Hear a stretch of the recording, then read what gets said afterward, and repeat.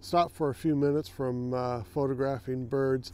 Saw a couple, but I'm going to give it a few more minutes and see if get a little bit more sunlight. Maybe that'll bring out a few more. So in the meantime, thought I'd sit down and talk a little bit about why I have a Sony A1. Question I've been asked before is a Sony A1 too much for a hobbyist? So yeah, I wanted a camera that was good at both landscape and wildlife photography, and it seemed at the time that the Sony A1 from a specification standpoint and from online reviews from people that I trusted was a camera that was good at both. And so far for me it's been a great camera. I love it for bird photography, especially. The autofocus system is superior to my skill set, and it helps me save a lot of shots. I love the auto eye focus. It's just a lifesaver for a hobbyist to be able to get the shots. And even as my skills have improved, I can dial it in to better suit my needs with things like the sensitivity and some of the tracking features that it has. So it's been a great camera for birds and wildlife, while retaining its a very good image quality for landscape photography. I also like the programmability of it. So I can set up on my mode dials the settings that I want for landscape. I can set up on another mode dial the settings that I want for birds in flight. And then I have on my third mode dial the video settings that I'm using currently. So in addition to the mode dial, I like the programmability of the other buttons. So when I'm shooting wildlife, I use back button focus, and I set up different focus modes for the different conditions on different buttons so that I can rapidly switch between them. Yeah, there's no doubt the other camera brands also have amazing cameras. Canon, Nikon, their latest offerings look amazing from a spec standpoint. I haven't tried them out, so I'm not going to do any type of comparison between them.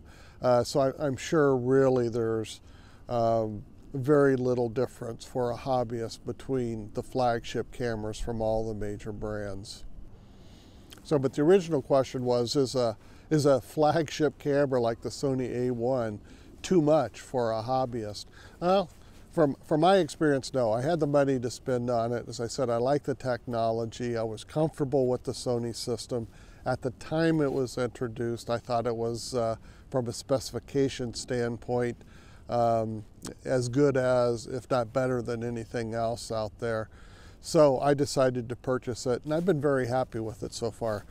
Would I wish it would have been a couple $1,000s cheaper? No doubt about it, but I'm happy with it. And if not a lifetime purpose, I think it'd take me for quite a few years as my skill set grows and I continue to learn better ways to use the camera.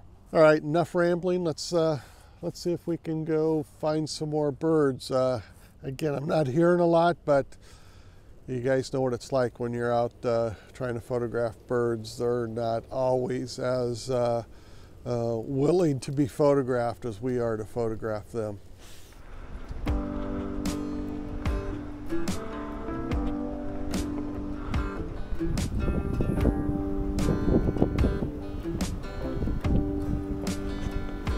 It's pretty incredible. I see this barred owl as I was walking through.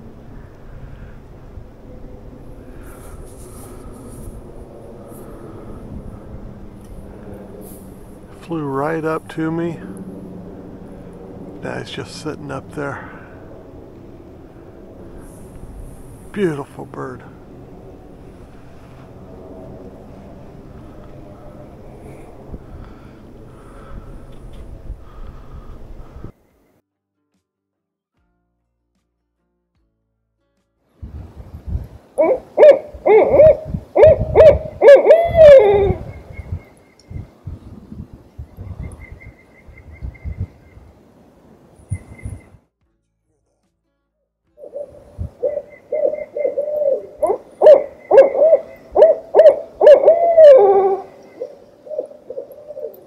The two of them.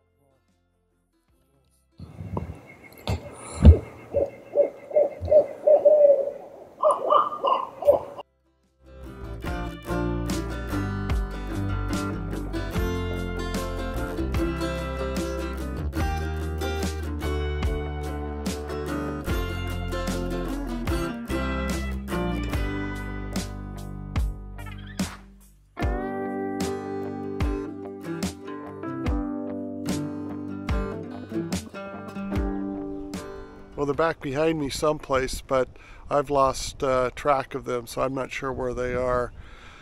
So I'm gonna head out, leave this area, give them some space. I don't want to disturb them any more than I may have.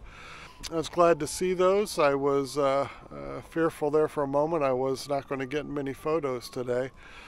Glad I did. That's the way bird photography goes. Sometimes you get lucky and find them, sometimes you don't. When you do, boy, it's a beautiful sight.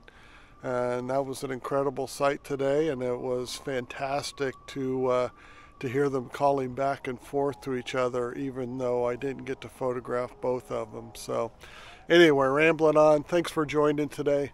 Please like and subscribe. Helps out quite a bit. I want to keep making content and hopefully improve each week as I go, and each release it as I go on. Thanks again. Have a wonderful day. Get outside.